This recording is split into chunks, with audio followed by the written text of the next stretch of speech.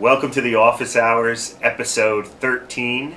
My name is John Fia. I teach American history here at Messiah College. I'm the chair of the history department. I'm here with the producer of the Office Hours, Megan Piet. She's behind the camera, and she's the one who magically makes these videos appear on YouTube every week. I'm here with the Founding Fathers, keeping us company as usual, our Pez dispensers.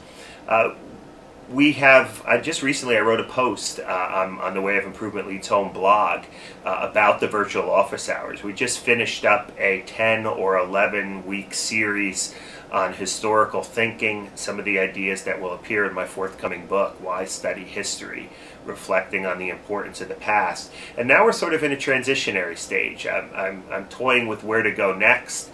This summer I know that we're going to be on the road a little bit doing the office hours at different historical sites and archives where we're conducting some research.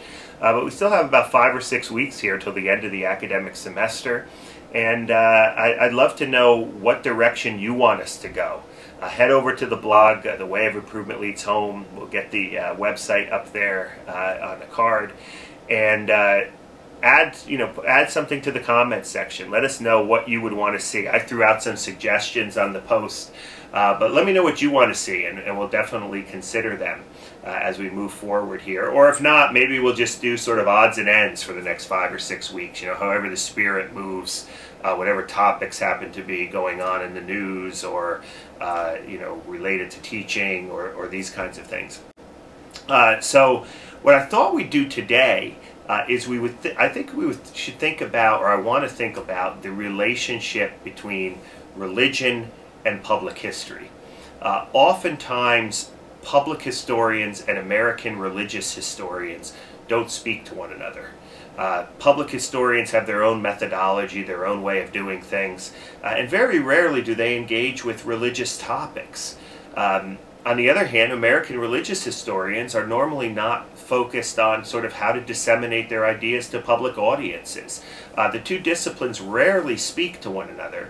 And I know there are some people who are doing some creative thinking about this. I'm thinking about my friend Chris Cantwell at the Newberry Library in Chicago, who is really interested in the connections between public history and American religious history. And there are some others who are thinking creatively about this as well. I was thinking about these connections recently, and you may recall this blog post that I did on The Way of Improvement Leads Home. I was thinking about these connections recently in light of this whole controversy about this 17-foot high steel cross at the World Trade Center at Ground Zero, which there's been some protests about whether or not that cross should appear in a taxpayer-funded museum devoted to the history of 9/11.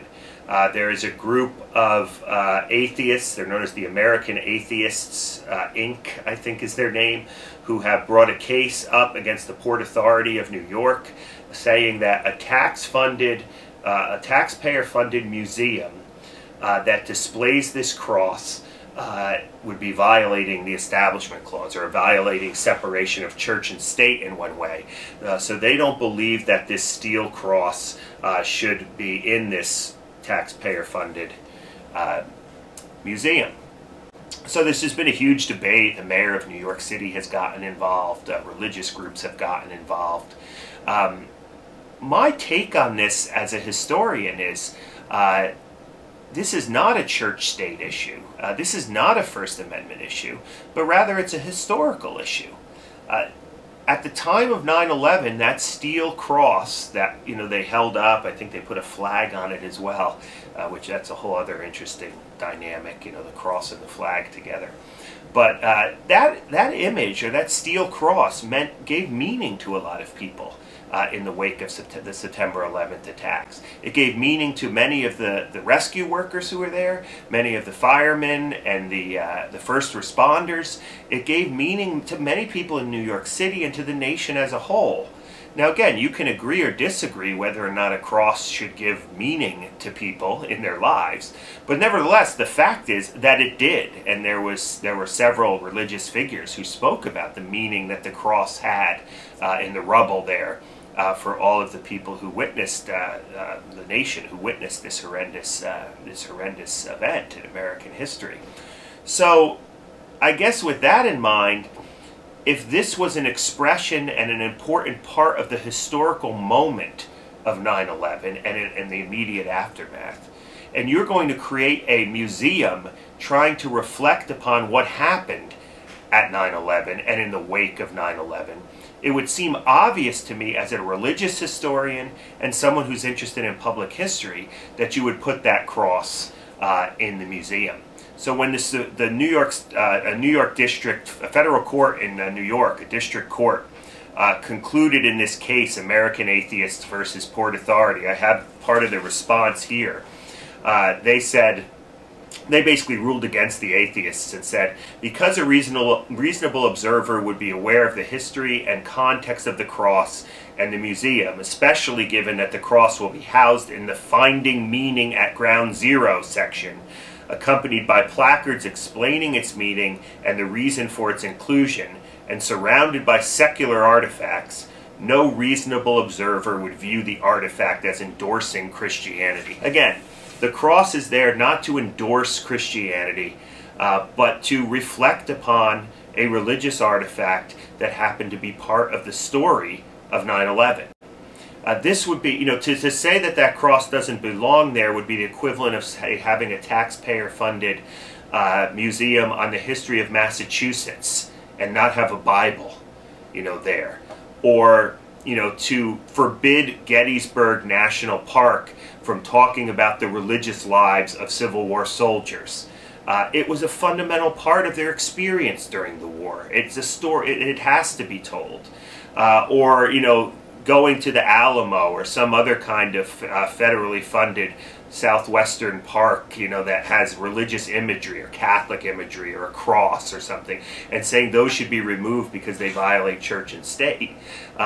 We need to come to grips with the fact that religion plays a fundamental role in the history of this country, and we need to that role needs to be reflected in museums, even if they are taxpayer-funded museums. We want to get the history right, and if religion was important to the history of particular moments, then religion should be displayed without any fears of violating the separation of church and state or violating the First Amendment.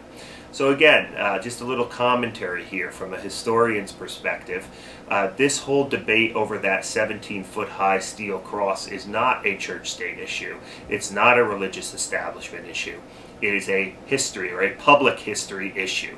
The museum needs to capture what happened in the wake of 9/11 in all its fullness, and religion was part of that fullness.